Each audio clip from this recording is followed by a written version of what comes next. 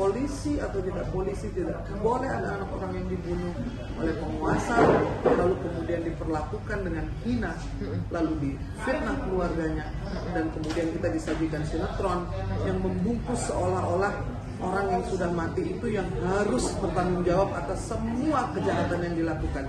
Menurut saya itu tidak masuk akal, dan tentu saja saya akan melawan kejahatan itu.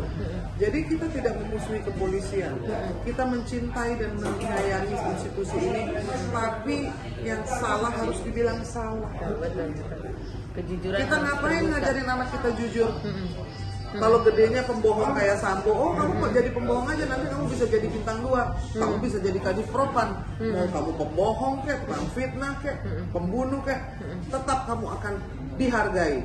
Kan nggak benar kalau kayak gitu. Kita ngajarin anak untuk apa? Iya, untuk jadi jujur, jadi baik, jadi sopan, ya segalanya sesuai dengan Indonesia kan, santun. Ada nggak yang bisa kita contoh dari seorang Sambo? Iya benar. Malu juga kita ya melihatnya. Betul. Saya salut nih Kak dengan ibunda yang luar biasa ya. Doa beliau dan juga keluarga yang pinter banget menurut saya. Itu hebatnya. Hebatnya tuh. Anaknya ada 4, ya. 3 dia bersama-sama di universitas terbuka dan semua sudah menjadi sarjana. Dari seorang guru SD yang gajinya hanya honorer, 600.000 digaji tiap 3 bulan 1 kali, dan dia tidak putus asa dan semua anaknya bekerja. Joshua ini adalah anak laki-laki yang paling tua, anak kesayangan, yang ketika menjadi ajudan dia juga mengambil kuliah, makanya dia sudah mencapai S1. Jadi dia mau jadi perwira, mau berhenti jadi ajudan, mau menikah dengan Vera Simanjuntak, sudah punya tabungan, sudah punya gelar sarjana. Mau menikah dan memang artinya tahun depan jabatan ini juga ajudan ini karena dia udah sarjana mungkin mau next step gitu ya Kak. Kalau kamu mau next step? Iya pasti, apalagi orang Batak kan. Kayak kita ini nggak bisa tuh dikungkung dalam satu tempat kerjaan yang memang nggak dilatih untuk jadi. Dia ingin mencapai sesuatu yang lebih tinggi. Besar. Dia juga sudah selesai kuliahnya, sudah jadi S1 sarjana hukum. Maka dia mau jadi perwira, mau berhenti dia jadi ajudan. Berarti ada indikasi dari kata-kata kakak, dia ingin berhenti. Jangan-jangan karena nggak dikasih berhenti sehingga dibunuh. Ada nggak itu? Bisa jadi, mungkin sekali. Kalau kita jadi penyidik, itu semua kemungkinan kan mesti kita explore. Ini kan enggak. Dari awal pelecehan. Padahal dia berbohong. Motifnya kan banyak. Dia mau berhenti dari situ, dia mengetahui banyak rahasia. Dia harus dicek di mana itu dia punya rekening koran, dia dicek dulu itu digital forensiknya mengenai handphonenya, laptopnya, rekening korannya, kemana dananya mengalir. Kan dari situ bisa terlihat, itu baru namanya penyidikan. Kalau semua Komnas HAM suruh ngomong pelecehan, Komnas Perempuan suruh ngomong pelecehan, lalu juga ada LPSK, ada KPAI, yang satu ngomong soal kasihan dia punya anak. Kok jadi nggak berubah ya? Punya anak itu banyak. Betul. Lalu soal pelecehan itu menyakiti hati keluarga. Saya aja sakit hati dengannya, karena saya tahu anak laki-laki dari keluarga Batak yang baik itu tidak mungkin memperlakukan orang yang dianggap ibu dengan tidak senonoh. Nggak mungkin. Lebih baik dia mati daripada dia lukai itu harga diri seorang perempuan ya. Iya. Yang jauh banget beda usianya. Yang dianggap seperti ibunya. Iya benar. Dia udah ngomong ya kan, ini ibunya. Kan memang dianggap anak. Jadi saya pikir Putri Sambo yang sebetulnya berpikirnya tidak pakai hati, lalu juga dia tidak menganggap Joshua itu sebagai anaknya, dan selama ini dia berpura-pura saja berarti kepada orang tua Joshua dan kepada semua orang, karena apa yang dilakukannya itu keji, luar biasa jahatnya. Tidak meminta maaf, membuat laporan palsu, fitnah, itu nyawa sudah hilang loh. Apapun yang kita lakukan tidak akan bisa mengembalikan nyawa seorang anak. Jadi kalau saya bicara emang Putri nggak punya perasaan seperti seorang ibu, saya pikir memang dia tidak punya hati sebagai seorang ibu atau sebagai seorang perempuan. Hanya sandiwara, seolah-olah dia adalah korban.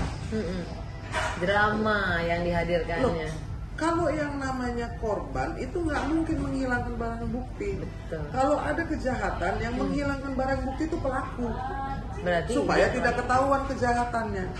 Kalau yang namanya korban, barang buktinya itu dikumpulin semua. Ini loh CCTV-nya, ini handphonenya, ini gambarnya ada di CCTV, ini saksinya, ini buktinya. Ini nggak ada sama sekali. Jadi janganlah kita ini dianggap kera. Karena kita bangsa Indonesia, netizen dan publik itu sudah pandai. Jadi sandiwara ini udah 2 bulan. 2 bulan. Kalau diterus-terusin ini negara bisa hancur. Hanya gara-gara mau melindungi Sambo dan keluarganya. Makanya juga si Putri kemarin Sambo sebegitu tenangnya. Terus senyum tipis-tipis, kan ada yang melihat itu gesture. Ya, nggak ada rasa keluar emosinya pada saat sedangkan berada ya Baradae yang ibaratnya takut dan segala macamnya. Jadi berarti banyak indikasi-indikasi yang belum diungkap oleh saat ini ya Kak, rekonstruksi kemarin. Menko Mahfud saja sudah bilang ada betul itu kerajaan Sambo, bahwa betul dia berkuasa di situ. Nah kita ini kan sekarang sedang menguji kepolisian. Kapolri itu sungguh-sungguh nggak mau membersihkan kepolisian. Kapolri sungguh-sungguh nggak mau memperbaiki citranya. Masa menahan Putri saja tidak mampu, dibikin dari udah. Itu alasan itu adalah keistimewaan. Ada nenek-nenek yang ngambil kopi dari tempat pohon tetangga, itu bisa di penjara. Masuk akal kamu nggak? Iya benar. Ini hal besar kok nggak di penjara. Ada yang nyolong coklat, yang masuk penjara. Iya benar. Ada polisinya emang mau maafin polisinya? Enggak. Tetap aja di penjara. Punya anak kecil pun perempuan yang mencuri di supermarket tetap di penjara. Ditahan kok di penjara. Dia curi susu karena dia tidak punya uang untuk beli susu. Berarti kan ada anak kecil yang masih minum susu. Dilepas nggak dia? Enggak. Jadi sudahlah. Nah informasinya anak itu bukan anak kandung. Benar kan? Iya, karena memang keluarga Yosua pernah diminta untuk mencarikan bayi 2 tahun yang lalu.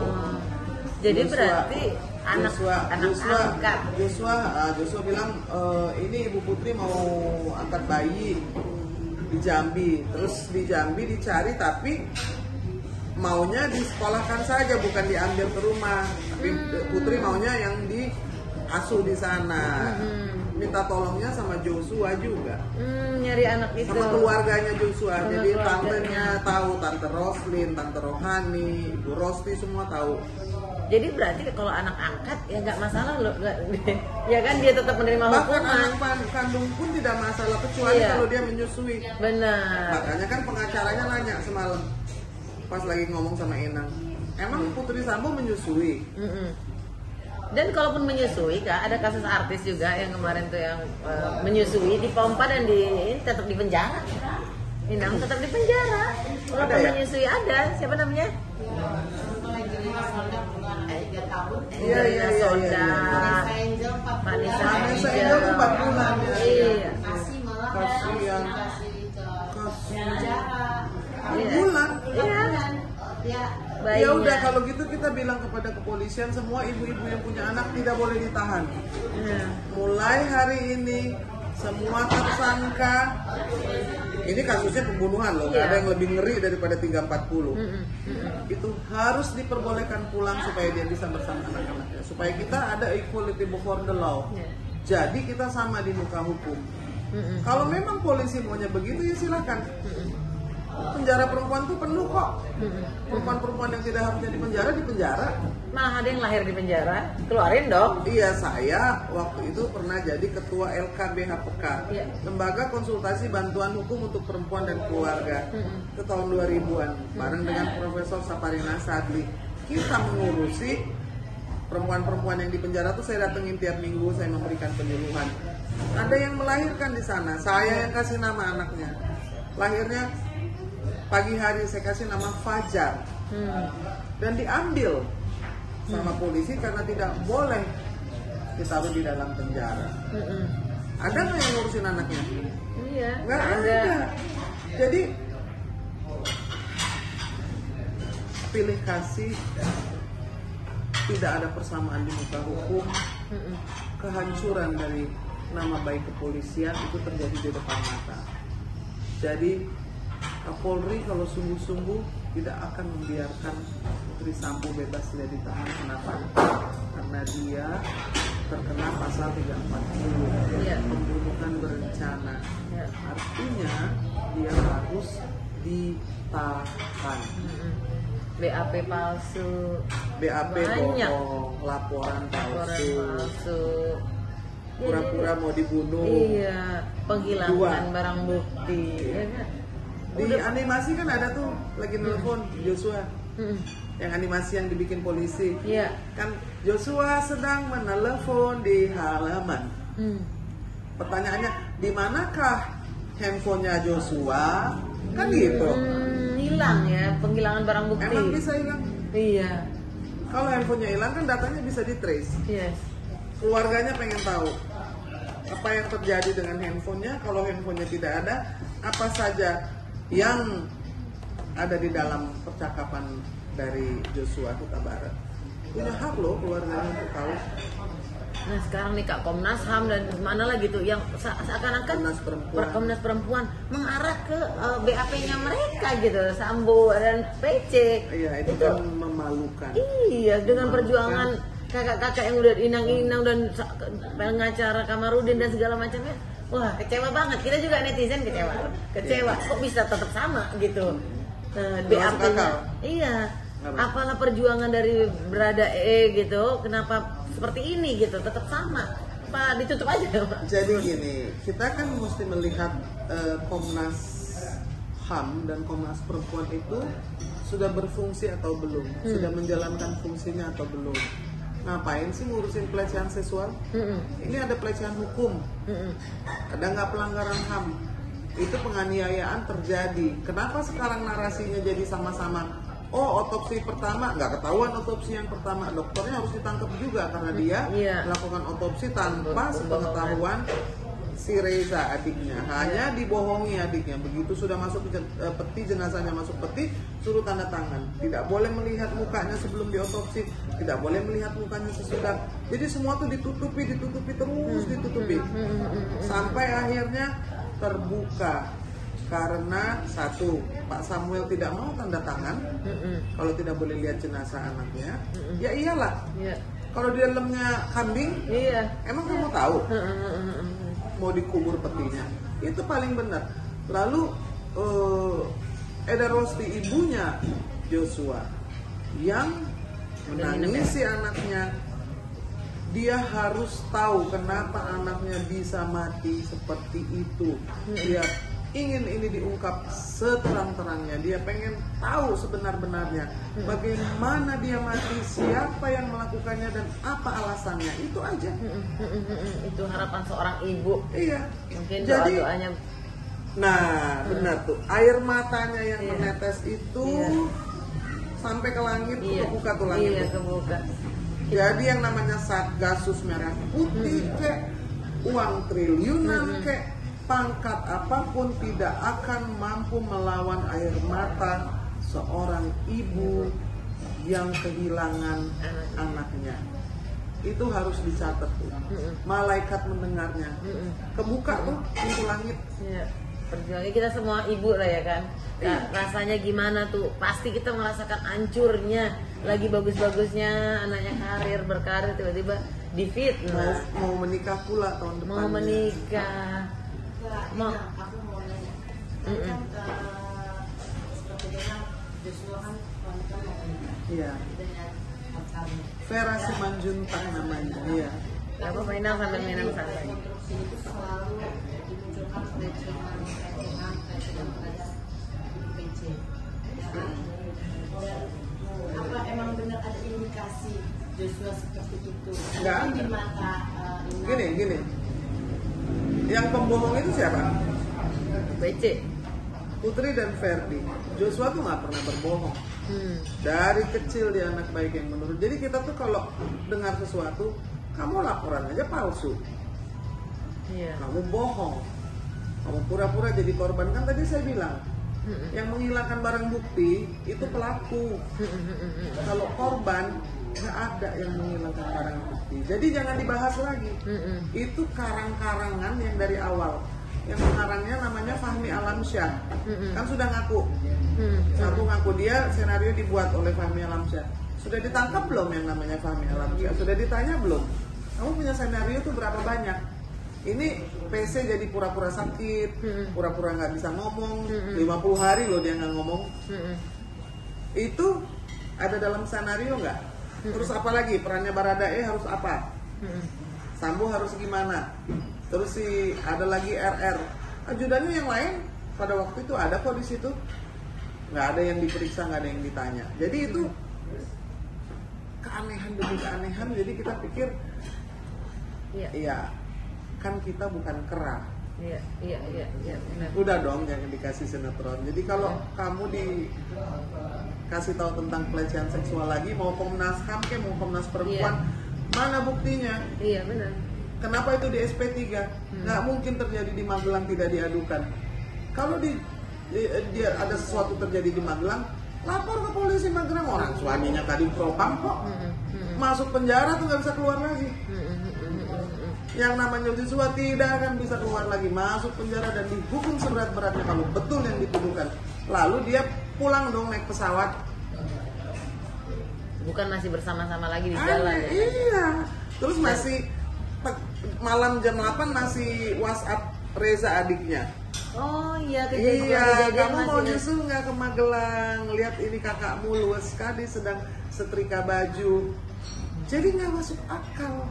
Itu dia yang berpura-pura lalu kemudian mencari alibi supaya sesudah dibunuh baru dicari alibinya, kan gitu. Iya. Lucunya seperti kan Komnas HAM, Komnas Perempuan tuh pintar-pintar Kak. Kan mereka tahu tuh Kak. Kan saya itu bukan perawan. Maaf ya Kak ya. Saya juga perempuan, saya juga pembela perempuan. Tapi di sini dia itu bukan perawan, emak-emak. Ya Allah Kak, ya kalau saya pusing gitu loh. Maksudnya kok bisa seandainya gitu? Perawan pun juga belum tentu Joshua mau. Iya, Jadi, artinya indikasinya di rumah sendiri Kak melakukannya. Karena ada mau indikasi perawan cantik orang jelita pun juga kan ada pacarnya. Joshua itu mau kawin, ada pacarnya, Iya. anak baik. Jadi bukan soal perempuannya, mau perempuan cantik kayak bidadari pun juga belum tentu dia mau. Iya. Jadi jangan kita menyalahkan itu kepada orang yang sudah mati yang kemudian kita fitnah karena menurut bapaknya, menurut ibunya dia anak yang paling penurut, anak yang paling baik dari 4 anaknya, tidak pernah melawan. Dan sopannya minta ampun, rajin sekolah minggu. Nggak mungkin tiba-tiba dia menjadi seorang yang cabul. Yang cabul itu Putri sama Sambo yang punya pikiran seperti itu. Iya, mungkin Kak. Dengan ini ada di belakang yang lebih besar lagi, 303. Ya kan? Ya, nah itu kan mestinya diselidiki. KM 50. Itu kan perjudian dan juga apa lagi Kak? Human trafficking. Pencucian uang 900 M yang kemarin. Perdagangan manusia. Karena terlalu kecil kayaknya hanya karena pelecehan. Betul. Ya kan? Jadi hal-hal itu kan Kapolri bilang akan kami dalami. Bukan didalami, diperiksa hubungannya apa dengan Sambo, hubungannya apa dengan yang disebut oleh Mahfud sebagai kerajaan Sambo. Betapa sudah ada di mana-mana. Dia punya pengaruh seperti Gurita, kan itu yang mesti dipotong supaya bisa kembali nih bangkit. Polisi-polisi bersih seperti pohon yang kemudian tunas-tunas baru tumbuh karena pohon-pohon yang busuk, uletnya, jamurnya, hamanya itu harus dibasmi. Iya. Kadang memang pohon harus dibabat sehingga dia tumbuh yang baru tuh. Betul. Akhirnya jadi besar dan rindang. Betul. Nah, mau nanya, kan baru keluar lagi nih CCTV kayak barang bukti atau video rekam sebelum kejadian dan setelah kejadian. Di situ ada jenazahnya Joshua yang sudah terbujur di bawah tangga. Dan ada beberapa kontak di handphone riwayat yang sudah dihapus, ditemukan juga di sana. baru muncul lagi. Itu bukan baru, itu lama. Berarti udah lama Untuk mengaburkan cerita saja. Semua kan diarahkannya kan seolah-olah telah terjadi pelecehan seksual itu kan karang-karang. Dari awal dikarang-karang oleh Fahmi Alamsyah, lalu gagal, lalu kemudian diulang lagi. TKP-nya pindah ke Magelang. Siapa yang mau percaya? Kalau saya sih omongan apapun yang keluar dari Sambo saya nggak akan percaya. Terserah mau ngomong apa. Putri mau ngomong apa, tidak akan percaya. Begitu jahatnya dan kejamnya. Itu bikin laporan itu tanggal 8 Juli loh. Orang mati bikin laporan palsu langsung. Mikir aja rakyat Indonesia, netizen yang pandai ini. Iya dong, kamu habis bunuh orang, nggak ada rasa penyesalan, nggak ada rasa sedih, langsung melapor bahwa telah terjadi pelecehan di Duren 3, bahwa telah terjadi percobaan pembunuhan. Kalau bukan pikiran yang sangat bejat dan busuk, tidak akan mungkin melakukan. Bosan nggak sih Inang akhirnya kok ditontonkan lagi? Aduh, dengan rekonstruksi. Kita yang harus menganjurkan kepada polisi untuk bukti forensik itu ditrace, teleponnya itu ditrace, laptopnya itu dibuka, CCTV di Magelang mana? Iya, kenapa? Lalu juga rekening koran-koran dari ajudan, dari Joshua, dari Sambo dan Putri dibuka, PPATK. Jadi dari situ kita bisa tahu, oh motifnya ini, kenapa ini ada uang yang keluar tanggal 11, orangnya sudah mati tanggal 8.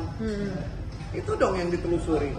Kan itu pencurian, orang mati dicuri. Pembunuh, pencuri, pemfitnah, laporan palsu, terlalu lengkap kejahatan ini. Iya, gila ya. Kadif Propam loh. Kadif Propam, polisinya polisi. Ya, jadi itu sungguh mengerikan dan sudah waktunya netizen, publik rakyat Indonesia itu tidak boleh takut dengan kejahatan. Kamu tuh sholat tiap hari ngapain? Menegakkan kebenaran. Betul. Kenapa kita lemparin jumroh?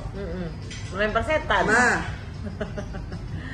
apa yang kamu takuti? Iya. Kalau orang jahat, jangan takut sama mafia, jangan takut sama orang jahat. Kita ini orang biasa, kita ini rakyat yang paling berdaulat di negeri ini.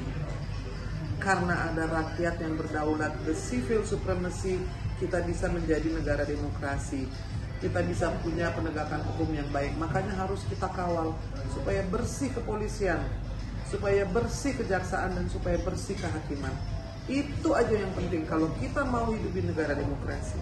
Kemarin Inang juga mendampingi ayah almarhum Joshua. Waktu dia kemarin itu yang wisuda, Inang terharu jiwa Inang. Itu sih gimana tuh? Gimana lah rasanya kamu terima ijazah, anaknya sudah kamu kuburkan. Itu nggak kebayang tuh perasaannya, itu luar biasa. Itu pas lagi dinyanyikan Anakku Nabun itu nangis berurayan mata. Inang tuh sampai beberapa hari setelah wisuda tuh masih nangis saja terus. Sampai diwawancara di CNN aja disuruh nyanyi itu nangis saya. Terus ada acara perempuan bicara di TV One, nyesek nih. Sebagai seorang ibu, kebayang nggak? Anak kamu mati, dibunuh, terus dia lulus, kamu terima ijazahnya, wisuda. Nggak ada yang lebih menyakitkan. Disitulah kelihatan ya Inam bahwasannya almarhum Joshua emang anak baik seperti yang Inam bilang, nurut, sekolah lagi demi karirnya. Artinya apa, dia mau nggak pernah menyusahkan, mau menghancurkan dengan kelakuan seperti itu kayaknya orang Batak nggak banget lah ya. Nggak banget, saya bukan bela Batak karena saya Batak, tapi kayaknya nggak banget deh, nggak mungkin. Karena dia tahu bahwa dia itu adalah dari keluarga susah, itu biasa didikannya dan dia tahu bahwa dia itu adalah harapan dan tulang punggung keluarganya. Ibunya itu kan selalu bilang, ini kau hartaku yang paling berharga. Anakku hidup hamurau. Wow. Anakku adalah harta yang paling berharga. Anak Nabudu itu anak yang baik. Makanya dia bilang anaknya itu harus bersikola nasa timbo-timbona, bersekolah yang setinggi-tingginya. Nah itu yang sudah dilakukan oleh Joshua. Sekarang dia sudah mati, tewas, sudah meninggal dunia. Tidak ada lagi yang bisa kita lakukan kecuali menegakkan keadilan untuk keluarganya, untuk ibunya, untuk seluruh rakyat Indonesia, untuk seluruh ibu-ibu, agar tidak ada lagi anak-anak Indonesia yang mengalami nasib seperti Joshua. Supaya jangan ada Joshua korban berikutnya. Dan dia juga bukan membersihkan kehidupannya saja ya dengan hilang nyawanya. Itu berarti dia tidak ikut ke dalam kebejatan yang dilakukan oleh Sambo dan teman-temannya. Kalau enggak, dia di Satgasus Merah Putih itu pasti nanti harus ngikutin perintahnya Sambo dong. Ngilangin barang bukti kayak berbohong, memfitnah, bahkan membunuh saja dilakukan. Maka saya bilang bahwa nyawanya dan darahnya itu sudah menjadi pembuka kebenaran ya. Satu, pembuka kebenaran. Dua, pemersatu kebaikan. Jadi ini orang-orang yang ingin melakukan kebaikan, menegakkan keadilan dan kebajikan ini jadi bersatu. Kenapa? Karena kematian Joshua, karena air mata ibunya. Lalu dia bukan hanya untuk dirinya dan keluarga, seluruh kepolisian seluruh Indonesia ini terbuka matanya. Jadi Polri, Presiden, Mahfud MD, kalau memang sudah tahu itu ada kerajaan yang gelap, yang bejat, yang rusak, yang mampu membunuh, berbohong, memfitnah, apa saja bisa dilakukan kalau mengambil nyawa orang saja tidak masalah. Jadi yang beredar di luar itu dibawa ke DPR, katanya oh ya ada 303 ada, narkoba ada, pencucian uang ada, human trafficking ada, perbudakan dan perdagangan manusia juga ada. Jadi betapa komplit nih kejahatannya Sambo dan kawan-kawannya. Itu yang mesti dibongkar karena pasti berurusan dengan kematian Joshua. Bukan esek-esek. Jadi kok korban ini Joshua meninggal, mungkin ini harusnya jangan jadi udah sampai di situ aja, malah balik lagi ke pemerkosaan. Harusnya lebih besar lagi terungkap supaya Indonesia lebih baik kali ya. Betul. Harusnya demikian. Dengan motif yang di awal LGBT, seksual, angkat pelecehan seksual terhadap PC, itu kan disebut juga sebagai motif LGBT. Dan sampai ada juga isu kalau Brigadir J ini adalah kunci dari semua perbuatan Sambo. Makanya direncanakan untuk bergabung. Seperti apa? Begini, itu kan urusan seputar ranjang dan di kamar saja. Ini masalah tentang satu institusi yang rusak loh. 97 orang yang terlibat, 97 naik lagi 31 yang diangkat itu berarti komplotannya. Nggak mungkin urusan komplotan itu melindungi pelecehan seksual, nggak mungkin. Nggak mungkin 31 orang ditangkap, urusan esek-esek. Kalau mau diperiksa esek-esek, setengah dari kepolisian juga esek-esek semua. Kalau mau buka-bukaan, Sambo tuh pegang rahasianya, dia tahu nih polisi mana yang esek-esek, polisi mana yang bikin dosa apa. Jadi sudahlah, ini diarahkan ke situ supaya kamu akhirnya ngomongin soal-soal yang nggak penting. Bagaimana memperbaiki kepolisian, bagaimana supaya tidak ada lagi polisi yang tidak ada diawasi, bagaimana orang tidak naik pangkat dengan semena-mena. Bisa tiba-tiba orang seperti Sambo punya bintang 2 tuh dari mana? Masih mudah sekali. Iya, dan lagi juga bagaimana dia bisa merekrut banyak orang untuk melakukan kejahatan, itu nggak masuk akal. 900 miliar, ada itu? Ada lah. Kan yang bilang ada kan Aiman, nggak mungkin juga Aiman bohong-bohong. Sepakat sih. Aiman itu biasanya dia terupdate. Penelitian kan selalu disangkal.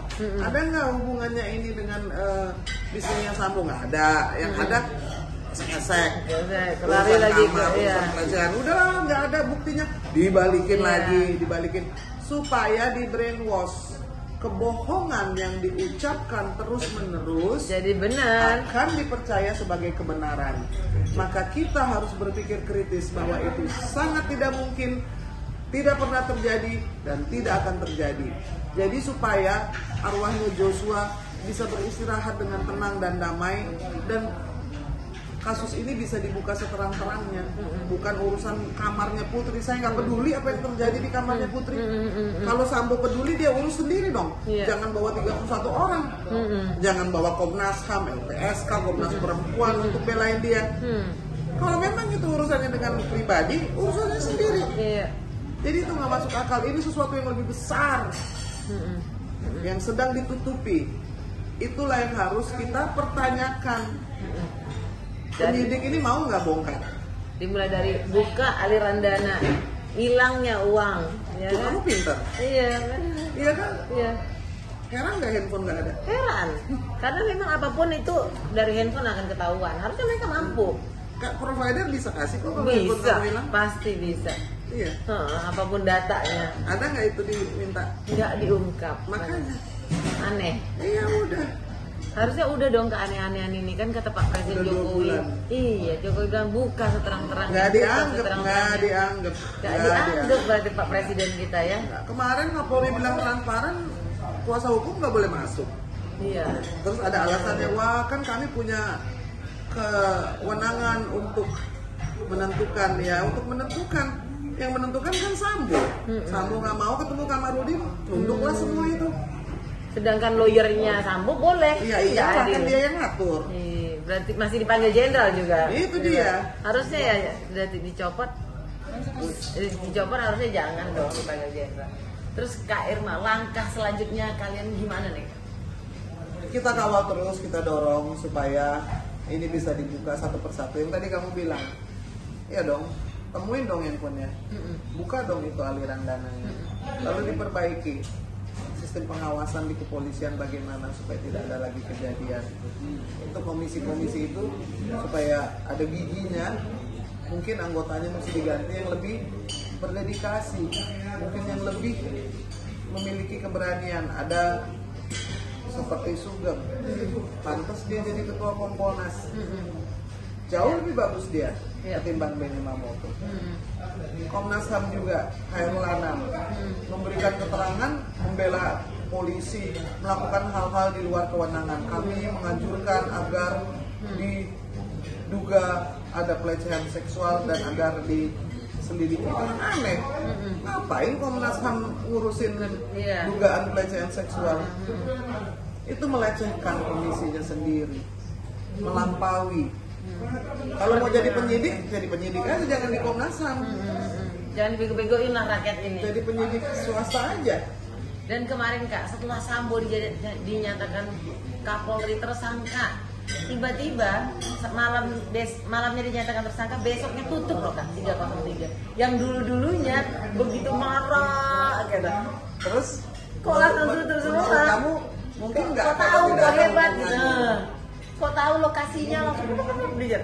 Iya karena nggak ada lagi ibaratnya harusnya kan kalau memang dari dulu kan memang tahu, kenapa nggak dari dulu gitu. Mereka tahu lokasinya. Tiba-tiba udah langsung aja, gampang banget mereka nutupnya kalau nggak rumahnya sendiri. Tergantung bagaimana mau. Itu kan jadi seperti pencitraan ya. Wah kami membasmi judi, bandarnya ada yang ditangkap nggak? Cuma ditutup aja ya. Kan itu yang cuma pegang komputer. Iya. 100 orang kayak mau 2000 orang kayak nggak penting. Besok rekrut orang lain lagi, orang bandarnya tinggal pindah. Iya, bandar-bandarnya pada bilang, aduh Kak, bahaya nih kami jadi tutup, rugi. Bukan di penjara, cuma hanya berbicara seperti itu karena memang banyak setoran kayaknya. Kamu udah pernah wawancara bandarnya? Aku belum pernah punya wawancara, cuma denger. Denger nanti kamu ya jadi Kak. jurnalis harus cari dong. Ya, siap. Dong, Apalagi di Sumatera Utara Kak, gas LPG dioplos dan segala macamnya, judi online. Ya itu yang kita harapkan dengan kasus ini, dengan pengorbanan almarhum Joshua. Saya juga berharap benar. selesai. Ya, ini sangat berharap besar. Jadi anak bangsa ini jangan sampai perjuangannya sia-sia meninggal. Betul. Jadi anak cucu kita jangan sampai bisa merasakan kepastian hukum yang lebih baik. Lalu keluarga Huta Barat, keluarga Joshua, terutama ibunya sudah bisa tidur dengan nyenyak kalau dia tahu persis dibersihkan namanya juga ya kan? Oh itu sih dengan sendirinya. Bukan malah balik lagi. Iya itu kejahatan yang bertubi-tubi dan terus dilakukan di depan kita. Makanya saya bilang kita ini harus tidak boleh lelah ya mengawalnya supaya kepolisian ini bisa direformasi supaya tidak terjadi lagi sambu-sambu di masa yang akan datang. Kemarin Kak sempat viral tuh kakak diwawancarai terus ada yang ngikut di belakang bapak. Oh itu waktu 30 hari peringatan 3000 lilin. Saya cuma ingin mendoakan, tapi ternyata banyak sekali, ada pemuda Batak Bersatu, ada Serikandi Batak Bersatu, lalu ada Punguan Huta Barat, lalu ada teman-teman dari GPK, dari Universitas Indonesia, dari Trisakti, dari Muhammadiyah, dari UNJ, dari UIN, semua ngumpul semua. Dan semua ikut. Yes. Dan artinya omongan kakak benar-benar mencerdaskan para netizen dan yang di lingkungan pada saat kakak bicara. Semoga ya. Semoga karena luar biasa Kak. Kan kita nggak bisa cuma ngurusin gosip-gosip aja setiap hari ya kan, ada hal yang lebih penting dalam hidup kita yaitu menciptakan kepastian hukum, kalau bukan untuk kita tetapi juga untuk anak kita, untuk cucu kita dan untuk semua orang. Jadi orang yang tidak mampu, orang yang tidak punya uang, orang yang tidak punya akses, tidak punya koneksi itu bisa mendapatkan keadilan. Kan itu yang sedang kita upayakan sekarang ini. Oh, benar. Kakak setuju nggak Kak Ngamarudin bilang nanti kepengen buat museum di sana? Kakak ikut mendorong nggak? Oh iya, nanti kita kumpulin uang ya. Nanti kan banyak ada guru-guru yang ngasih uang 20.000 ke, 10.000 ke. Saya ikut Kak. Boleh. Oke, salam. Saya udah ngomong sama tantenya Joshua ya. Nanti dikumpulkan saja, ya kan? Nanti dikumpulkan saja. Rekeningnya terserah mau 10.000 nggak apa-apa, 20.000 nggak apa-apa. Yang penting itu uang halal dan nanti dari rekening itulah kita akan berikan kepada keluarga.